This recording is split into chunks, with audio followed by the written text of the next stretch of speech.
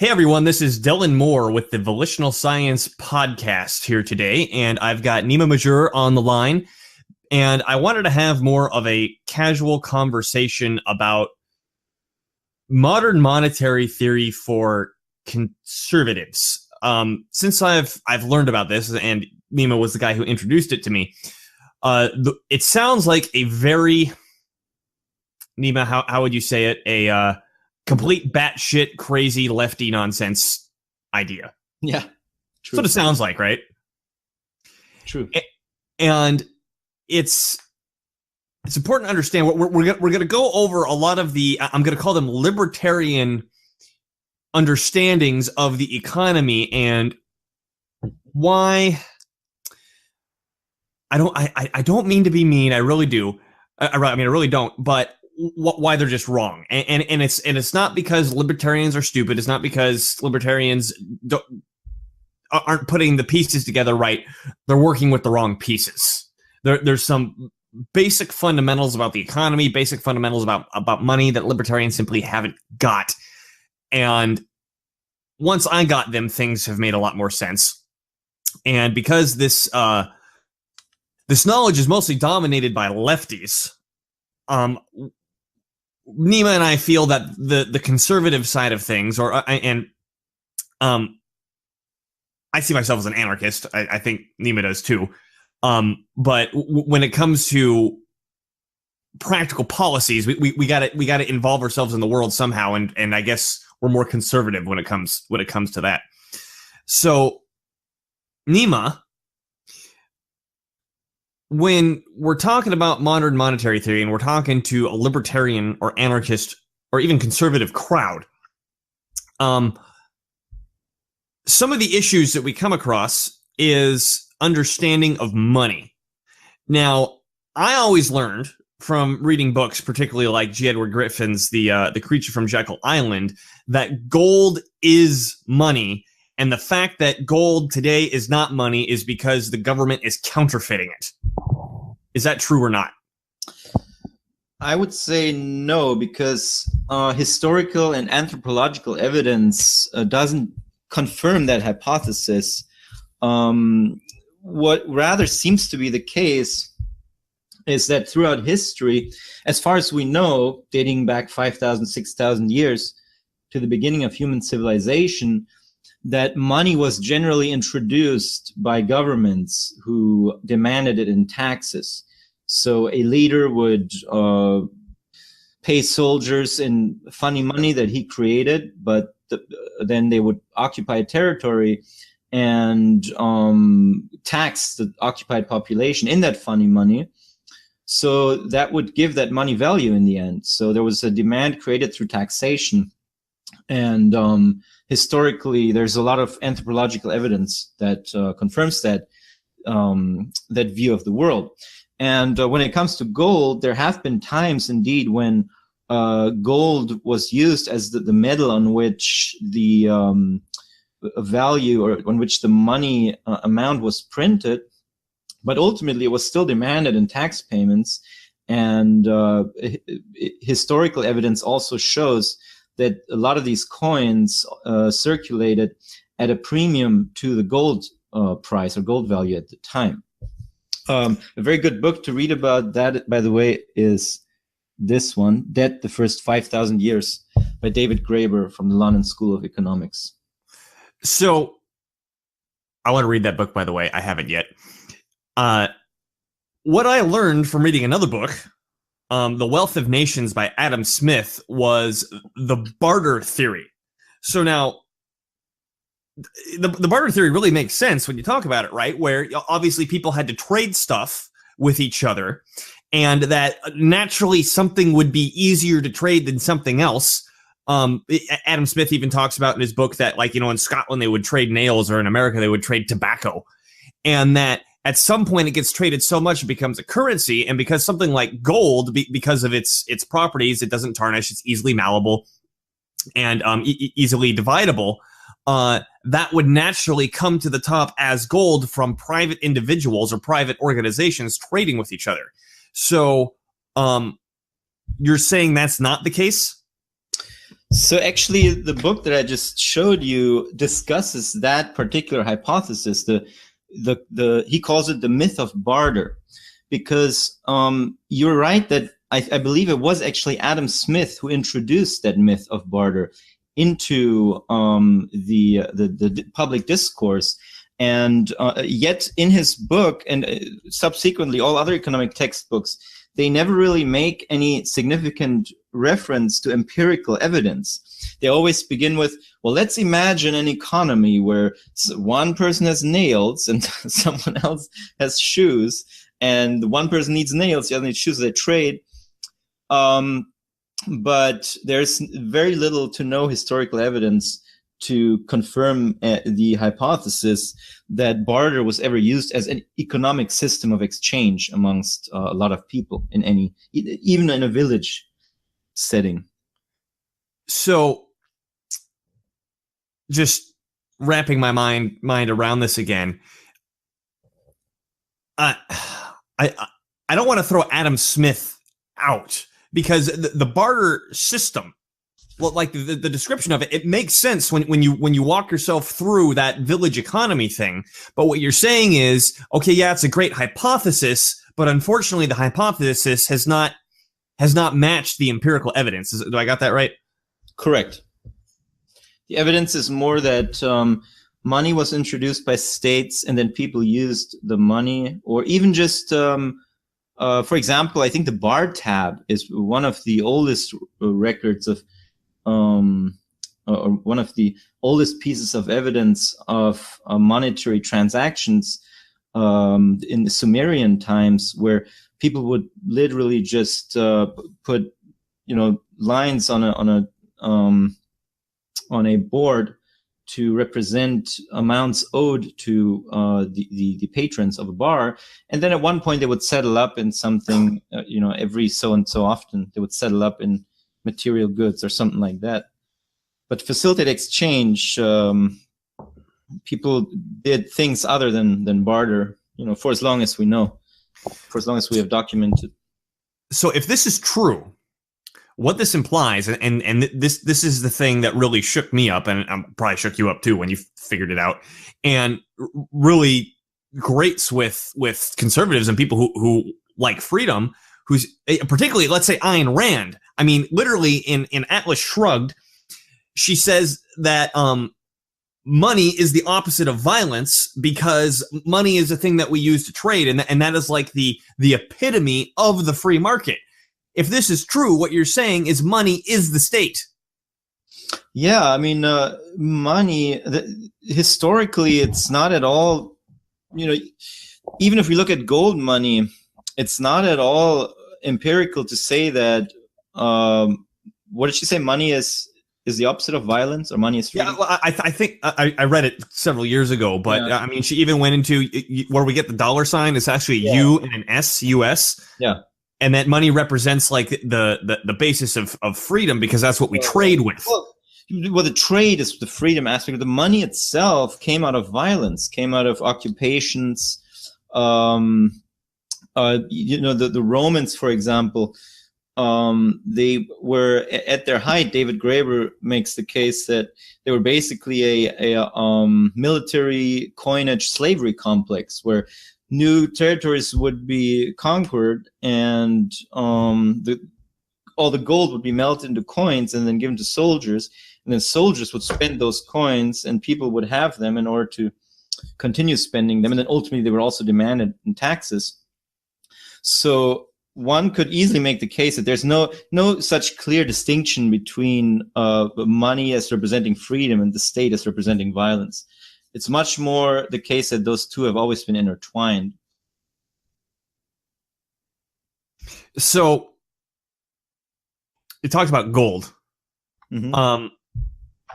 What I remember learning is that the reason that gold was the exchange, or the exchange medium, now whether that's state or whether that was something that came out of barter, is that gold has an objective value by itself. And that one of the reasons that fiat money, being the paper or the digital currency that government creates and just throws out there, fiat is in a sense counterfeit because there's nothing backing it. There's no inherent value in the fiat, whereas gold has that inherent value. Well, someone actually had to, it was a book, had to bring this up to me. What's the inherent value of gold? It's shiny and pretty. I mean, particularly pre-computer, because now the inherent value of gold is it's useful in electronics, but I don't think that's what the Romans were using their gold for. Right. Back in the day, one of the things was gold couldn't be counterfeit. It still can't. And so it was a very suitable medium to put money amounts onto the coins, especially back in those days. Another fact is that gold was used by a lot of people as temple sacrifice, because superstitious people back in the day used to believe gold had something to do with God and the sun and things like that. So, which, I mean, if it doesn't tarnish and it's pretty and you can find it without smelting it. Exactly. I've heard of weirder stuff out of religious backgrounds. So now, if gold isn't money in and of itself, what we're saying is gold has been used as money. Yeah. So what is money? What is the thing that actually makes money the money if it's not the physical substance that it's made of? Well, I would say the fact that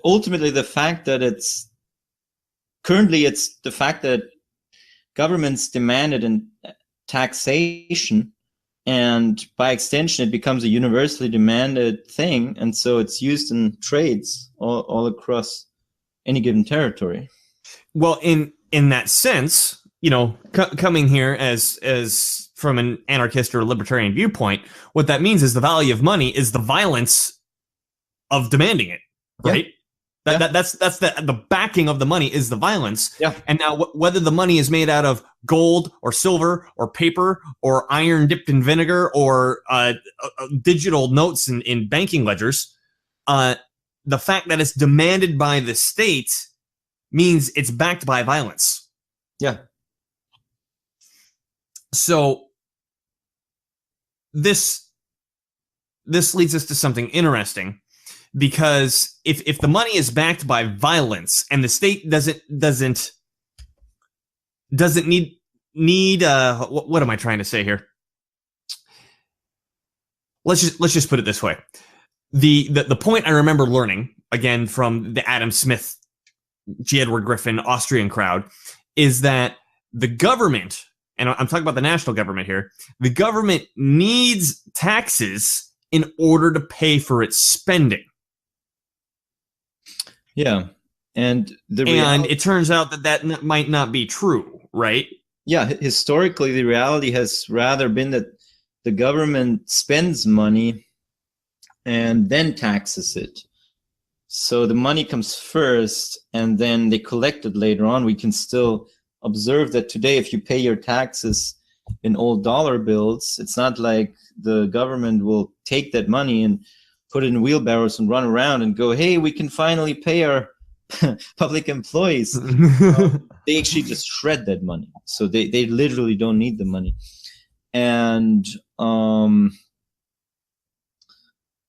I forgot what else I was going to say. While you're thinking of that, this is one thing that I thought of that to help me understand it. This has to do with the difference between a currency issuer and a currency user. Most people on Earth are currency users. There's a few organizations called governments that happen to be currency issuers. And so the way I imagine it is, imagine I have a magical pouch that I can take an infinite amount of money out of, and if I put money in, it just simply disappears. Now, if I take money out of this pouch and I lend it to you, does my ability to take money out of that pouch and lend it to somebody else have anything to do with whether or not you pay that back? No. So, the federal government literally, but particularly since they're not dependent on a physical substance like gold, has a magic pouch where they can pull an infinite amount of money out and do whatever they want with. And it doesn't matter how much taxpayers pay it back. They could just pull it out. And so what this means is that the federal government spending is not limited by the tax revenues. Well, only to the extent that that some amount of taxation is needed to give the money value. Right. So, however, well, okay, we got so the federal government has to tax a little bit. Yeah. In order to be able to spend, because if they didn't tax anything, if they tried to spend their money, everyone would look at them and be like, "What am I supposed to do with this crap?" Yeah. Right. Yeah, I don't need this. How does this piece of paper have value? Right. But as soon as they say, well, if you don't give that back to us in taxes, we're going to kick your door down with an IRS hit squad. It's like, oh, well, yeah, I need a few of those. You know, I'm willing to work for those now. Exactly. So if federal taxes don't fund federal spending, what does that mean? Because if I always learn that the national debt is bad. That's money that needs to be paid back. And because there's interest on that national debt, it's going to spiral out of control because the taxpayers aren't going to be able to pay this stuff back at some point. And their children aren't going to be able to bear the load of the people who have spent today. This is the baby boomer hypothesis, right?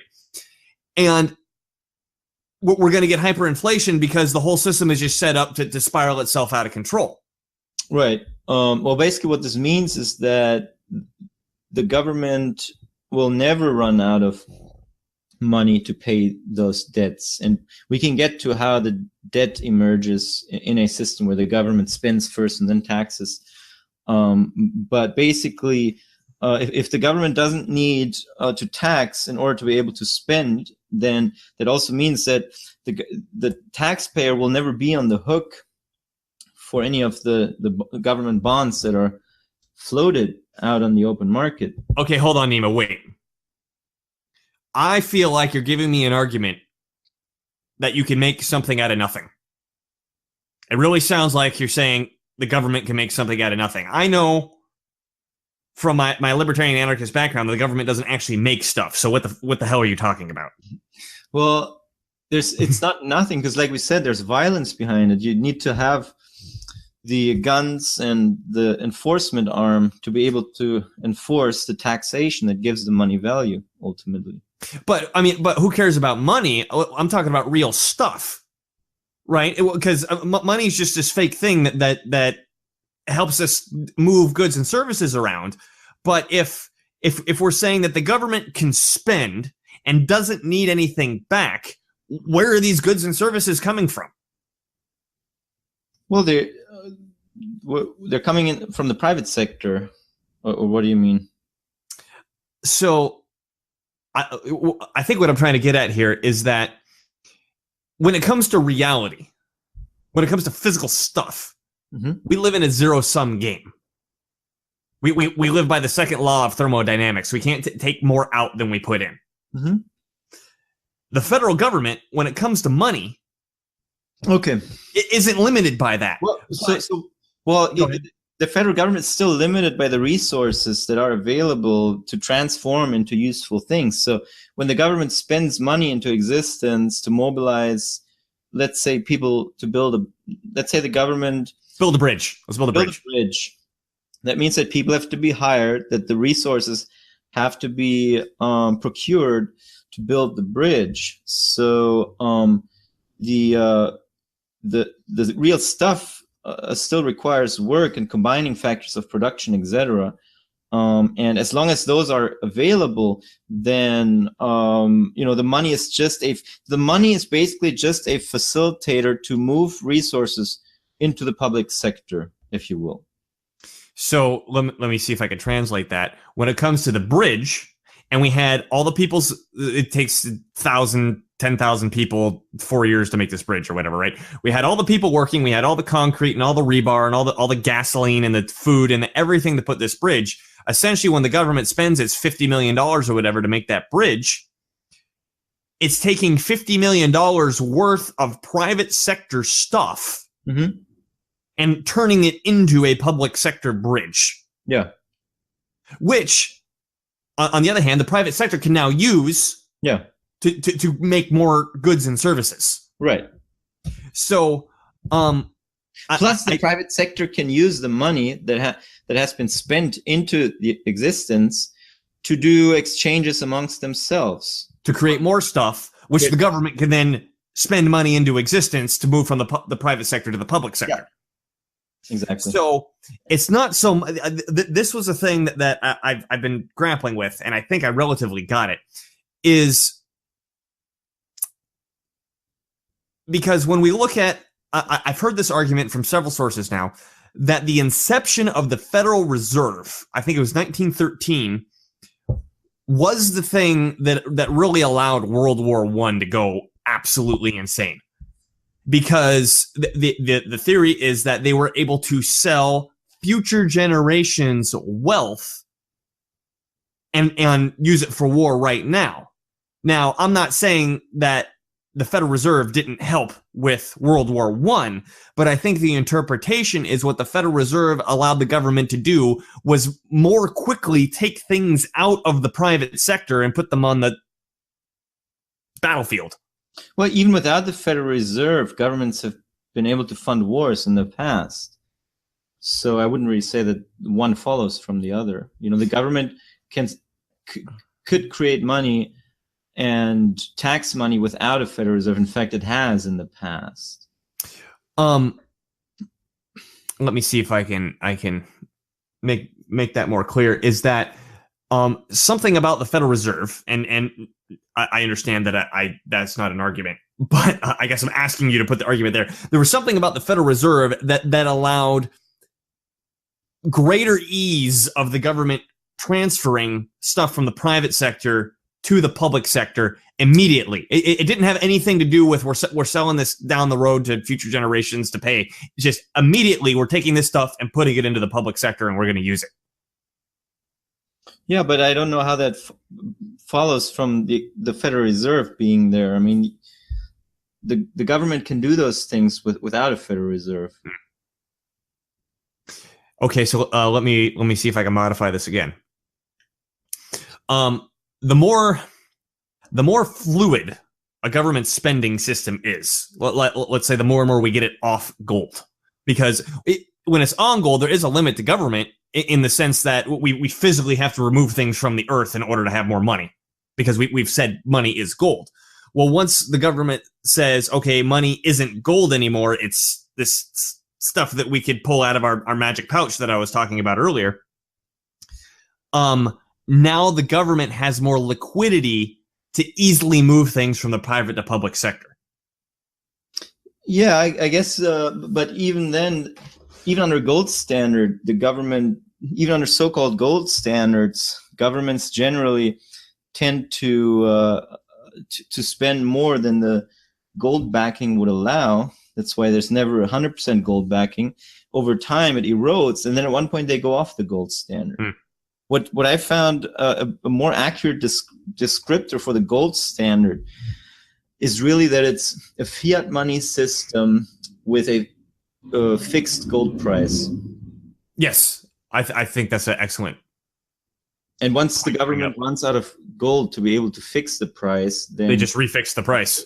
Yeah. Right. Oh, it was 1 to 12 before. Well, now it's 1 to 36 because we said so. Right. Or at one point, there's no backing anymore. You know, then they go off it. So it doesn't work very well. I think you brought up a very good point going back to whether or not gold is money, is that historically speaking, even though the government has used gold as money, they've always defined what the value is. Mm-hmm. They've always said 1 ounce of gold is worth $36 or whatever, going back to however far they've been using it. But the value of the gold was always defined by the government and then used for taxation. So if we said it's, 1 ounce is worth $36 and your taxes are $36 this year, well, I guess you owe me an ounce of gold. Correct. It's very, it involves a lot of government intervention in the gold market, basically. The price of gold. Okay, so now I want to talk about net private sector savings, because if this money doesn't need to be paid back, so the government spends this money, the taxpayer doesn't, outside of giving the money value in the first place, the taxpayer doesn't need to spend this in order to fund the government. What this means is that federal government spending is just money that kind of floats out there. right? So in our example that we made with the bridge, I can put all this money into the system, hire people to make the bridge, to supply all the goods involved in building the bridge. And then at one point I tax a certain amount out of that little economy that I just created. So whatever's left in that system remains on people's bank accounts or as cash in people's hands. So that's what we refer to as net private saving. So this is interesting because what this means, and I think a lot of confusion arises simply from basic vocabulary. We refer to this thing called the national debt. It's not debt, is it? Yeah, but basically, in this example, there hasn't been any bonds yet or any debt per se. We just had the government spend money to have the bridge built. Now people have that money in their bank accounts, and now I, as the government, offer some of these people, hey, do you want to take some of that money out of circulation and buy a bond that pays 5% over 10 years? And then some people will want to do that because they want to have savings. They want to save for the future. They want to earn some interest income. So they'll just happily buy the bond. But at no point does the government ever need that money, right? The money is basically just taken out of the circulation again. And the person who bought the bond will now receive annual interest payments and will have the principal repaid after a certain period. So you hit like eight different awesome subjects that we should get into before, like the interest and the bonds is a big one. But before we go there, I want to bring up an important point, which is the difference between the federal government's relationship to money and a more local government, whether that's state, county, or city, their relationship to money. Because the state, county, and city, they're still currency users. They have to tax and spend what they've taxed. They can actually go into debt. They can become insolvent. They can go bankrupt, right? Correct. The local governments, the state governments, they can't create money out of nothing like the federal government can. So their relationship to the money is very different from that of the federal government. So anything we're saying here does not apply to local governments. It applies to the sovereign currency issuers of the territory. Sovereign currency issuer of the territory. I just wanted to say that again. Which is in the U.S., the federal government. People conflate the idea that some people say, we'll be bankrupt one day, but they can never really explain how the U.S. government is supposed to go bankrupt because they see other countries going bankrupt, and states and localities going bankrupt. But the countries that do go bankrupt, they're usually not sovereign currency issuing governments. They're usually governments who depend on someone else to supply the money. In many cases, they've been loaned dollars by the US or by banks or by the IMF. In the case of Europe, you have the individual member states who don't have the sovereign power to issue currency. So which sucks for them. Yeah, they are really made dependent on other powers above them who can supply the money. In Europe, you particularly have the 3% deficit limitation, and you have the European Central Bank as the only issuer of the currency. Deficit. Let's look at the vocab here really quick, because what you said was a really powerful statement, but we got to know what these words mean first. So first, we looked at the word national debt, and we see that debt isn't debt. National debt is actually money. And national debt is private sector savings. Correct. Right? So when the federal government spends money, they spend it into existence. They pull it out of that magic pouch, and it goes out there so me and you can make shoes and nails and shit, right? Build houses, do services, buy things, whatever. And now what this means, because there's two other words I hear a lot, I guess three other words I hear a lot for when it comes to the federal government, and that's budget, surplus, and deficit. Mm-hmm. Now, for me and you, when it comes to our budget, a surplus means we've made more money than we've spent, and we have more economic power to work with.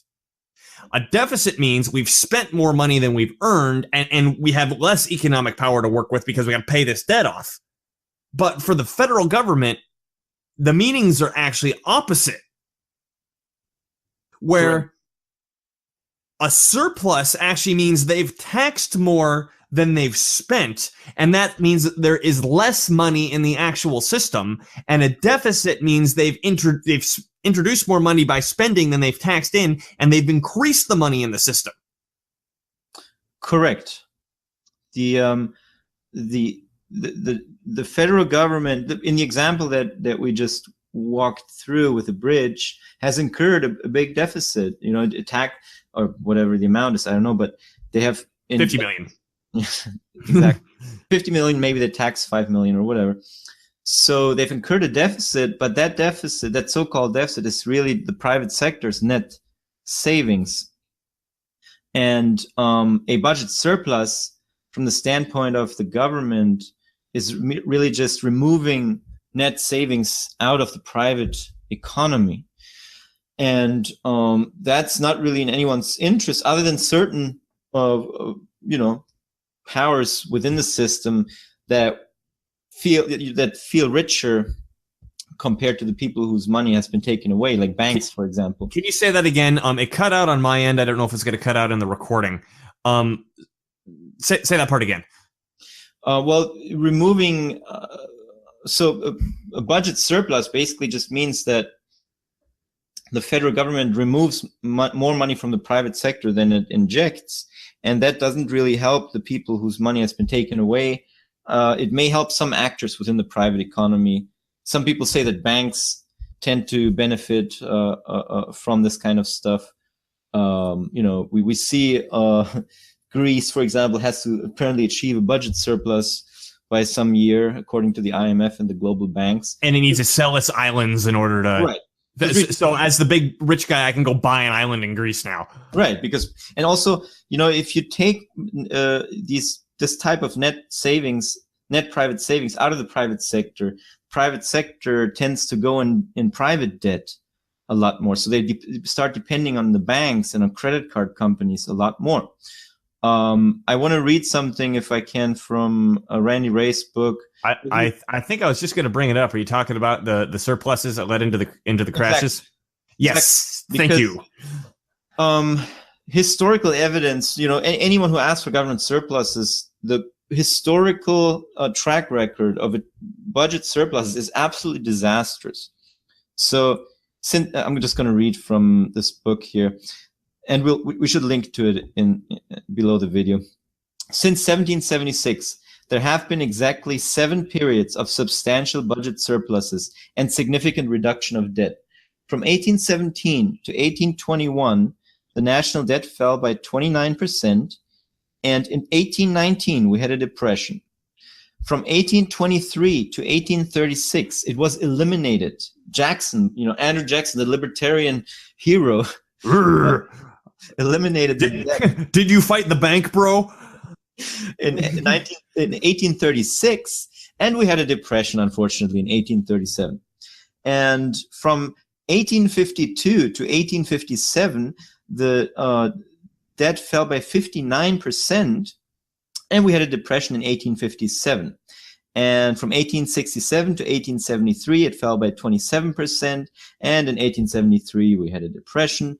And then in 1880 to 1893, the debt fell by more than 50%, and we had a depression in 1893. And then from 1920 to 1930, the debt was cut by about 1/3. And then guess what we had in 1929? The Great Depression. Exactly. And then there was also, so this was 7. So there was another time when the U.S. government ran a budget surplus, and that was in the lead up to the 2001 crash and the ensuing recession. Those are the Clinton surplus years, yes, right? Glorious Clinton surpluses. And you could argue that all that ultimately culminated in the so-called Great Recession of 2008, 2009. So budget surpluses, not so good as far as track record. So, this blew my mind. This absolutely blew my mind, where, up until now, we've been talking a lot of theory, but the cold, hard evidence is when you have a budgetary surplus, federal, again, whenever we're saying these budget words, we mean federal, the currency issuer. Yeah. Whenever there is a budget surplus for that's significantly big and long enough, that right after that is the crash. Yeah. And the economy can't get going again until the money is injected back into the system. Yeah. And so, sorry, just to interrupt, the only caveat I would throw in is that if the country can achieve an export surplus, then it can afford balanced budgets or maybe even budget surpluses. That's like why Germany. Like Germany, I believe Norway. There are some countries that have the ability to run balanced budgets because they have net private saving coming into the country through their export surpluses. So, but the U.S., sorry to interrupt, but the U.S. is clearly, that's not the case. Net importer. We're net importer. Net importer. So the effects of a balanced budget in the U.S. would be disastrous, to say the least. To say the least. And so let's go over real quick because it's not immediately clear why that's the case. Because the thing that comes up to me is, well, what's the right amount of money then? And the right amount of money, theoretically speaking here, is everyone needs to have enough money to pay their taxes, and they need to have enough money to save, which means that there has to be enough money for everybody to be fully employed. Right. And so you can imagine this like in a movie theater, is that if I got a movie theater, I own a movie theater, and I could fit 500 people in there, and I sell 50 tickets. There's 500 people outside who want to get in, and I sell 50 tickets. There's only 50 people getting in. The rest of the 450 get to be unemployed. So until I spend 500 or not, I guess I'm not spending my movie tickets. Until I sell 500 movie tickets, the 500 people can't get in. Right. Right. And so when to bring this back to the federal government, when they're having the surplus, they're removing tickets out of the system, and at some point, no one has enough tickets to do whatever they need. And you mentioned this earlier, which is that once the government surplus starts, once the government starts having a surplus and taxing money out of the system, people start relying on private credit, which is, loans and credit cards. I mean, that's exactly what we saw in 2008. And with the loans and the credit cards, they do have to be paid back. It's a zero-sum game. So when the money gets extended and you pay the money back, that actually destroys the principal. Whereas with the federal government, they just throw the money and it's out there.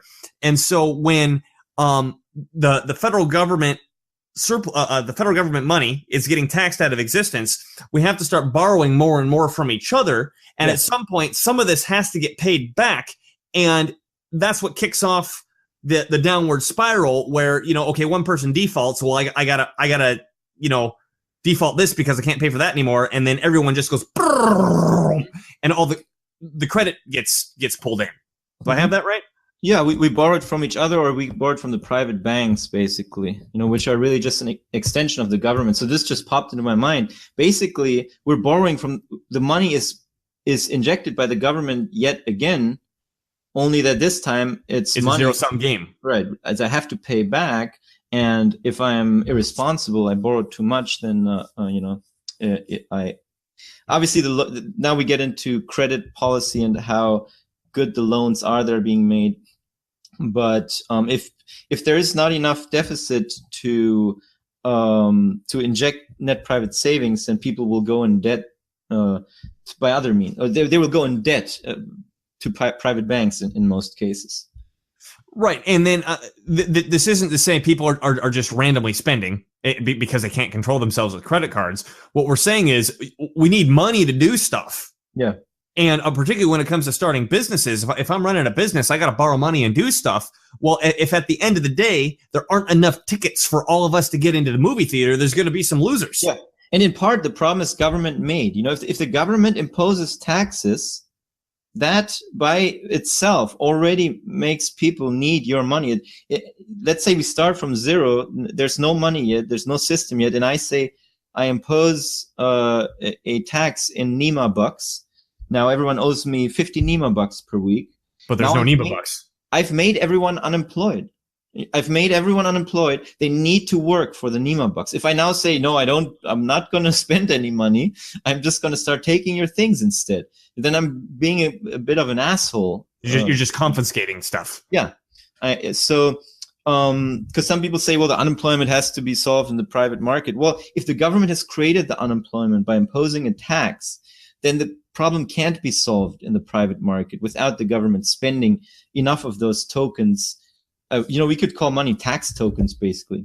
Yes. Those tokens into existence in order for people to be able to pay their tax liabilities. And then I want to add a caveat here, which is that you and I, particularly, we're not fans of the state. We're not saying that the state is required, like the only place that something that looks like money could come from is the state. But the state has always had the monopoly on it. Anyone who's ever tried to make their own currency, I mean, the state will come down on you like the hammer of Thor if you try doing that, right? Right. And also, we're not even saying the government has to start new programs. Let's say we're in a sluggish economy, want more growth. We're not saying the government has to spend more and increase its deficit that way. The government could also just cut their taxes. And kind of like what just happened. Exactly. And through that methodology, inject more. So wait, whoa. I heard that rich people, I mean, like really rich people that own these things called corporations, they just keep all the money to themselves. So how is it that once these corporate taxes got cut, which clearly only benefit the rich and the robber barons, suddenly all these people in these big corporations are getting huge bonuses and raises, and the corporations are donating hundreds of millions of dollars to charity? I don't get it. What's going on? Yeah, I thought Trump was really killing people with this new tax plan. Yeah, apparently that was false again. Just can't rely on these people. Let's talk about inflation, because I know any libertarian listening to this now has been like jumping up and down and shouting at the computer like, "Where's the inflation? Zimbabwe, Weimar Republic." So, I mean, because again, if we look at this at the same simplicity that we look at the barter theory proposed by Adam Smith, it stands to reason if we print or create whatever, we create a bunch of money. If we create too much, it'll cause inflation, right? So, as long as there's capacity in the economy to utilize the money that's spent, or the deficits that increase the net saving in the economy, it doesn't have to lead to inflation. It's more likely to lead to more capacity utilization. So, for example, currently the capacity utilization in the U.S. economy, according to the Federal Reserve, is at 77%. So we have room to go. Hold on, Nima. I'm sorry. It got choppy for me again. I don't know if it happened in the recording. Could you just say that again? So as long as there's underutilized capacity in the economy, the deficit spending does not have to lead to inflation. It probably won't.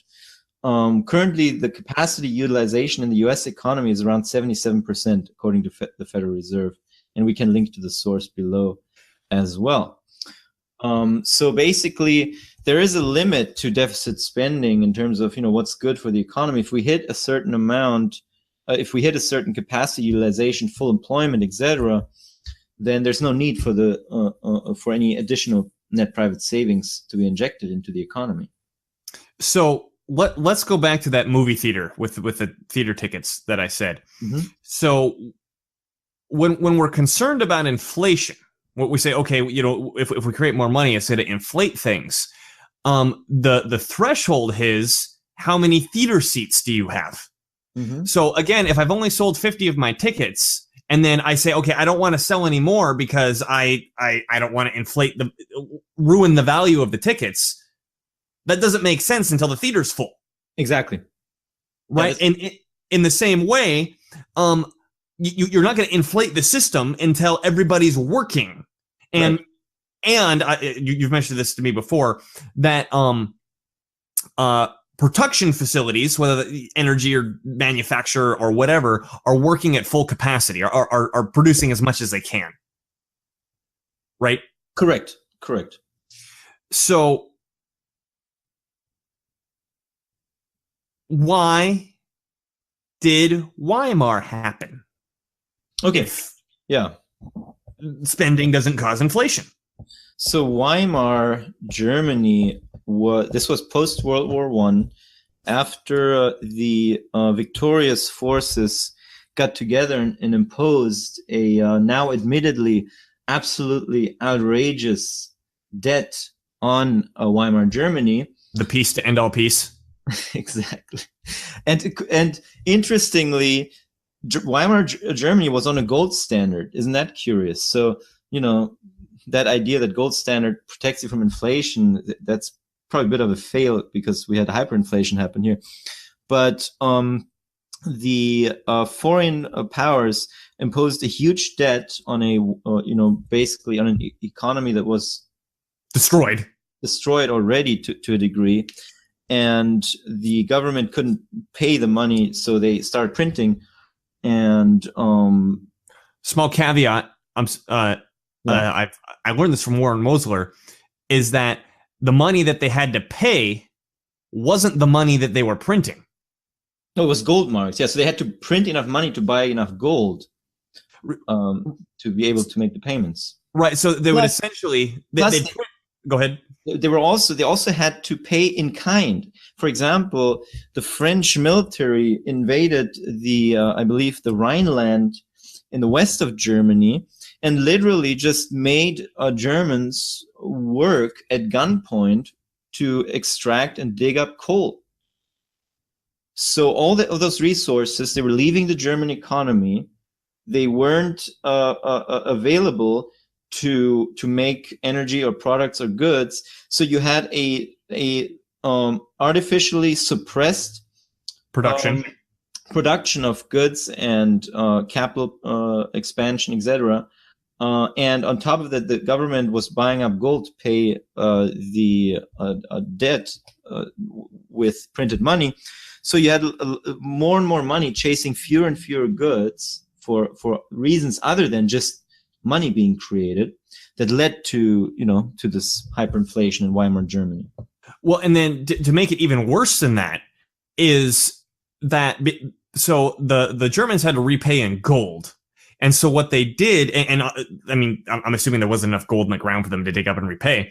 What they did was they would print money, sell the money on the foreign exchange to get the gold, and then use the gold to pay the reparations back. Well, of course, what happens is they're selling more and more of these Deutschmarks, or whatever the money was at the time, on the foreign exchange. Of course, the value is going to go down in terms of the gold, and when they had to do it, and so they just kept spending and spending. And at the same time, like you said, France is literally marching their army in and robbing the productive capacity. So while they have this crazy reason to increase the money supply, their goods and services are going down at the same time. And as Warren Mosler even pointed out, that the day that they stopped this policy is the day that the inflation stopped.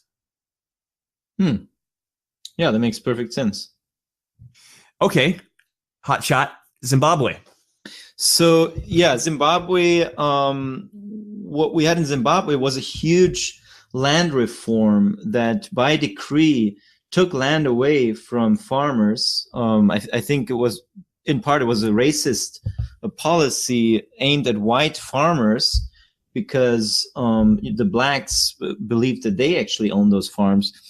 So the money was taken away from people who had been farming the land for decades.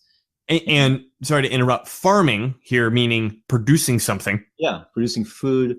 And it was given to people who were mostly just political agitators and who had no interest in farming. So what happened is most of these people would just raid the farms for scraps. Again, the country's productive facility plummeted. And once again, you have a situation of a diminishing supply of goods, and that leading to the prices of those goods skyrocketing and leading to hyperinflation. Again, once again, there was a foreign market foreign exchange problem as well, is because Zimbabwe was so corrupt. Any socialist country always is. That the people running the government handed out, nudge, nudge, wink, wink, friends loans to their buddies, and those buddies, because they knew that the money was worthless, would turn around. Well, it wasn't worthless yet. They knew it was getting worthless. They would turn around and buy probably U.S. dollars, with the money. And so on the open exchange, it should sell whatever the Zimbabwe money was, while at the same time they're passing the land reform, which says nobody can produce anything. Right. They were in debt and dollar loans, I believe. Oh, well, there you go. And in debt was something that they couldn't create. Yeah. So I think this elucidates a very important point, and I think this is a very libertarian point to make, is that in order for this whole system that we've been describing to work, there needs to be a certain amount of freedom for that productive capacity to occur. Definitely.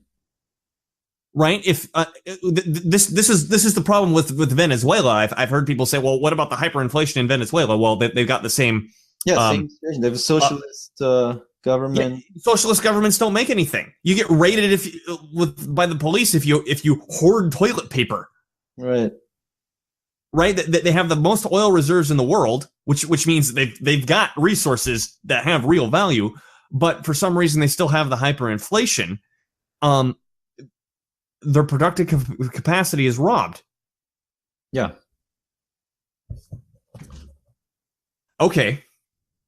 I was going to bring up Greece, but we already did a video about that, and people could go look it up. And I think we've hit the point with those three examples. Yeah. Well, what's up with normal inflation then? So it's like, okay, hyperinflation really, really occurs. I think the best way to say it is in a lack of freedom. Yeah. Where you have a super corrupt government and a population that is unable to produce. And productive capacity destroyed. However, if we look at the United States, or I think if you even look at Europe, there's a steady 3% inflation that's happened forever. Right. What's up with that? So my hypothesis on that is, since we have a system where productive capacity is generally expanded through bank loans, that injects new money into the economy. Sorry, quick interruption for clarity. When you say bank loans, I want to emphasize that what you mean is money that needs to be paid back, as opposed to federal money that just floats out there. Yeah, exactly. So that checks any excessive inflation, because it has to be paid back. But loans are made. Some projects fail. You have a certain percentage of projects, I guess, that fail. So one reason for the steady inflation could just be the failure rate of projects that occur over time. Or I think you can even say it this way: it doesn't even have to be the failure of a project; it can be any reason for someone defaulting. Right. So, I mean, I think we could even give this example. If I get myself a $20,000 credit card and I go swipe it everywhere, and then I don't pay it back, and the collectors can never get a hold of me, I just introduced $20,000 into the system, which the bank can't find me to get back. Exactly. Right? And so the same way, if a project fails, if I'm a business owner and I borrow $200,000 to start like a cafe down the street, and then I suck at it and I fail, well, there's $200,000 that doesn't get destroyed, and there's $200,000 floating out of the system. And furthermore, because my cafe failed, I didn't increase the goods and services and the productive capacity of the system. Exactly. Right? Yeah, I think that is a possible source of steady baseline inflation. And I've heard this from Warren Mosler. Again, anybody who hasn't checked him out, he's awesome. Totally check this guy out. Yeah. That there's a policy discussion that needs to be had, whether money is something that we use to save wealth, or to represent the savings of wealth, or money is something used to drive the economy. Now, if we focus on the fact that if we decide money is something used to drive the economy, we're going to emphasize spending, and then we might spend a little bit too much. and that's going to cause some inflation. Whereas if we emphasize, okay, money really needs to be something that stores value. We don't want it to inflate. Well, we're going to have some unemployment as a result of that.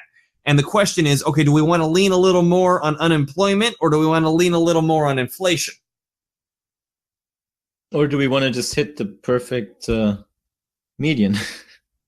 Where we have just enough. I guess that's assuming we can find the perfect median, which I guess if we can have more people talking about this, we can have more eyes looking for that perfect median, right? Right.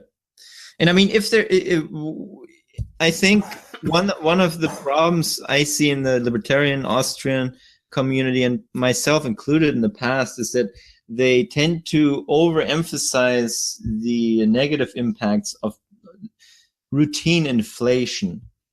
Because routine inflation, what do you mean? Just baseline inflation, what we just talked about. Okay. Through the bank credit system, there's always some degree of inflation in the system. Savers aren't necessarily hit by that because any expected inflation is already built into expectations anyway, and thus covered in the form of interest rates that are received on savings or whatever savings in CDs, whatever savings instruments people require. I'd argue a little bit with that one, but I think it boils down to people being financially literate. I'm not talking economically literate like we'll be talking now. Talking financially literate, where you got to recognize, okay, if money's inflating 3%, I got to do something with my money that makes more than 3%. Right. And the fact that people often don't have that financial literacy is another problem for another show, which I think we could really point at the public educational system for that one. Definitely, yeah. Okay. Do you have any last? I feel like that there's one last thing that could be that. No, I think I interrupted you and you didn't finish your point. Routine inflation. Oh, what you're talking about? No, but what I said was, the routine baseline inflation is already factored into savings. So I think into the savings rate that people expect when they save money. Got it. Covered that pretty good. Mm-hmm. And then here's a point I wanted to make. Again, this is from Warren Mosler, is that, okay, let's say inflation has gone up 100% since 1930 or whatever. Well, the what's the word I want? Not value of living, what's the word I want? The productive capacity. No, like me having stuff for me individually, my blank of living. Your standard of living. Thank you. My standard of living. Rewind. If there's a word for lethologica is the problem of forgetting words. I think I got that.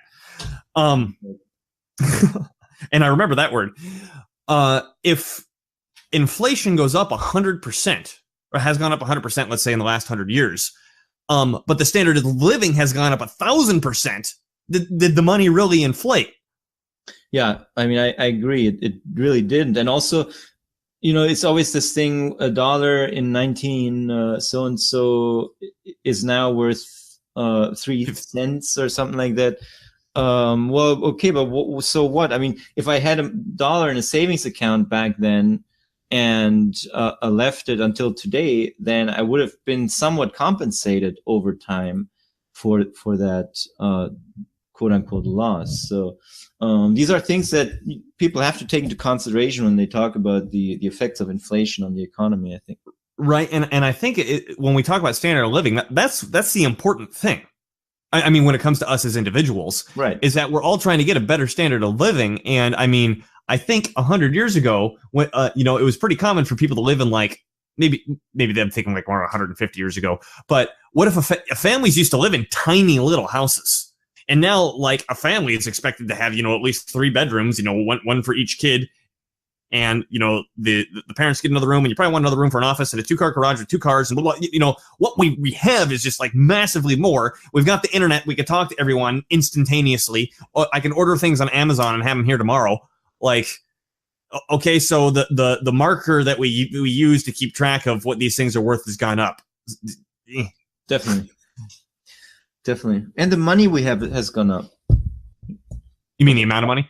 Well, just nominally, the amounts of savings that we hold have gone up since 1913. Yeah. Since whatever. Whenever people say, "Oh, $1 back then is now only worth so and so much," they have to keep that in mind. Okay. Well, I think we've set a good groundwork here, and I'm sure anybody listening this to the first time is confused as shit. I was totally confused when I heard this. It was like my undermost pinnings, my underpinnings, whatever. My lower base level was just offended and in shock and disheveled. We've made a few more videos. I recommend going and checking out Warren Mosler. What was the book that you recommended? Modern Monetary Theory by Randy Ray. Yeah.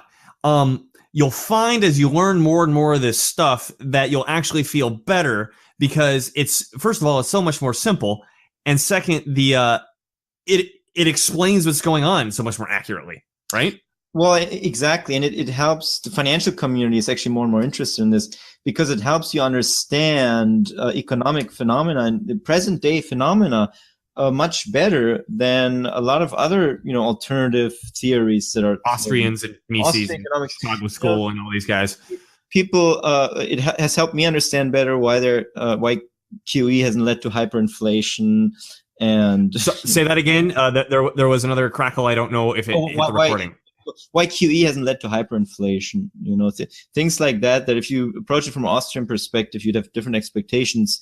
Modern monetary theory has explained these phenomena much better, in a much more satisfactory fashion, in my opinion. Which I think would make an excellent second video. Some topics a little more complicated than the ones that we're going over now. So with that, I think we've had enough. Nima, thanks again for coming on. And I look forward to having you on again to discuss more of these modern monetary economic issues. Always happy to. Thanks, Dylan.